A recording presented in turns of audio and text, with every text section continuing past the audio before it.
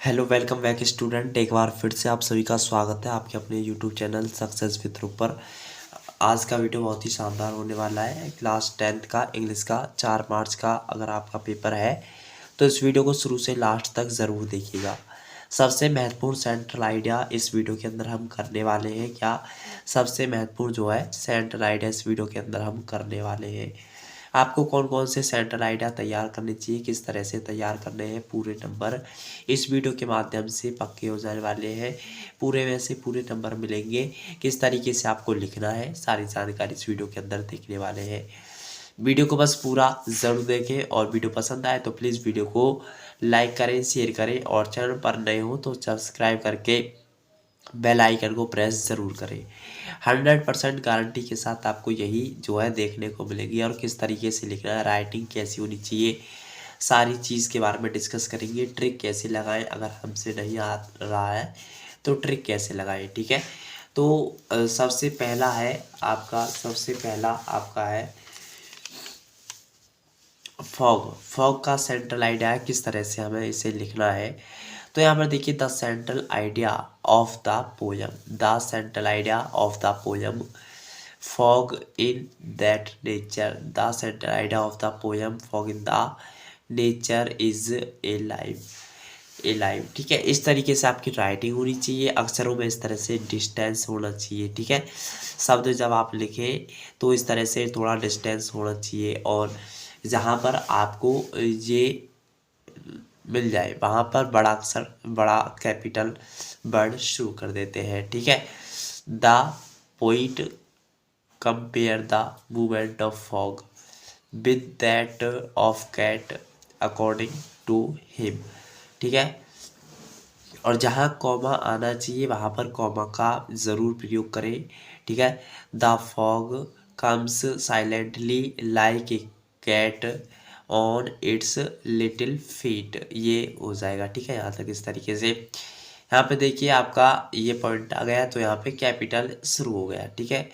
फिर स्टॉप जहाँ गया वहाँ से कैपिटल शुरू हो गया है। Coming it side looking over the city as well as dog and does not make any movement.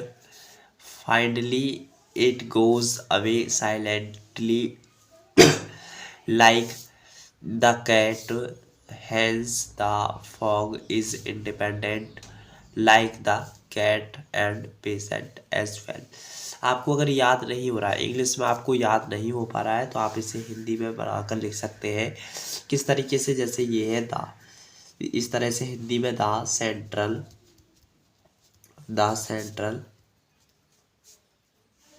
Idea, इस तरीके से आप पूरे को लिखकर हिंदी में the central idea of the poem Fog in that nature,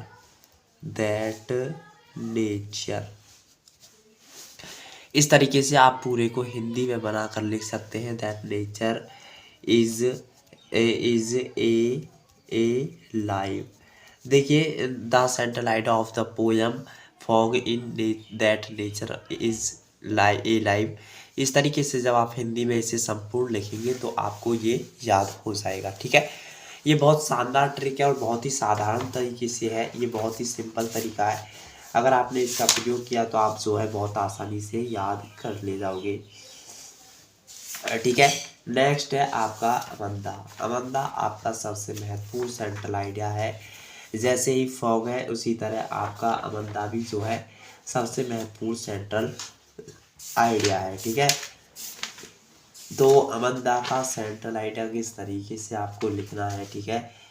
अमंदा का सेंट्रल आइडिया कैसे है,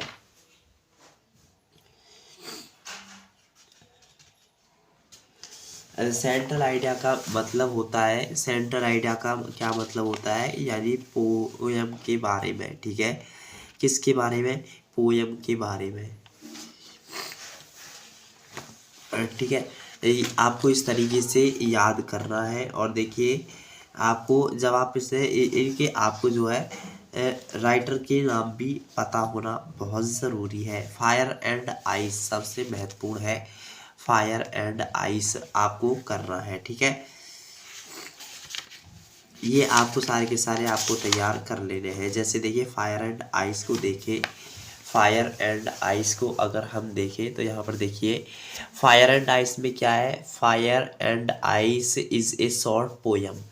ये एक शॉर्ट पोयम है जो किसके द्वारा लिखी गई है, by Robert Frost.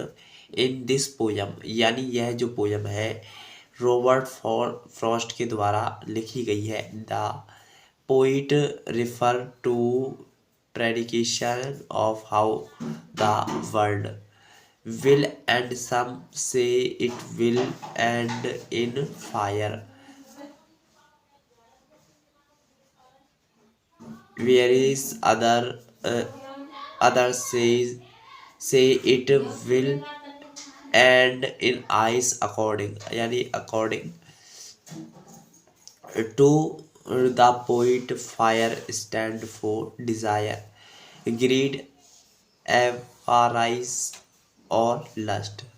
The more you try to safety them, the more they grow. There is no end to it. इस तरीके से आपको करना है। ठीक है, देखिए मैंने आपको लिखने का ज़रूरी तरीका बता दिया है कि आपको किस तरीके से लिखना है, आपकी राइटिंग में कैसे आपको सुधार करना है। अगर पूरे में से पूरे अंक चाहते हैं तो आप उसी तरीके से लिखें जैसे आपको बताया गया है। ये राइटिंग आप इस तरीके से अगर आप लिखते हैं तो आप जो है पूरे में से पूरे नंबर अवश्य लाने वाले हैं।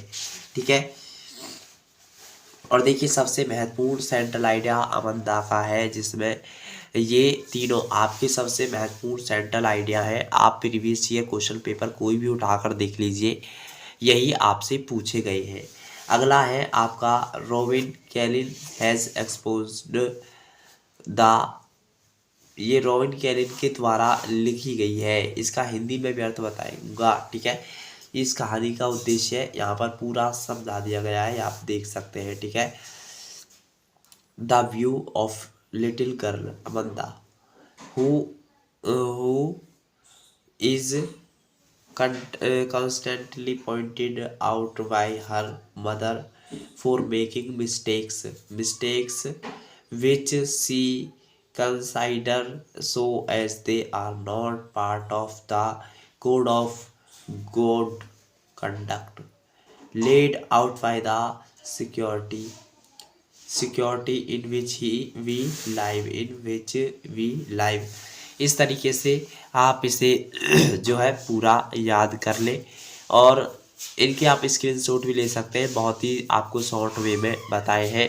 ठीक है, आप बड़ी आसानी से याद कर सकते हैं। याद करने का तरीका भी बताया कि आपको अगर इंग्लिश में नहीं याद हो रहा तो आप इस तरह से कर सकते हैं कि जो ये अक्षर है, ये जो वर्ड है, जैसे रोबिन कैलिन है, ये रोबिन कैलिन हिंदी में लिखकर जैसे आपको मैंने यहाँ पर बताया था, जैसे ये इंग्लिश में लिखा हुआ था central idea of the poem fog in that nature, इसी को इसी तरह से आप जो है पूरे को इस तरह से हिंदी में लिखें, the central idea of the poem fog in that nature is A live.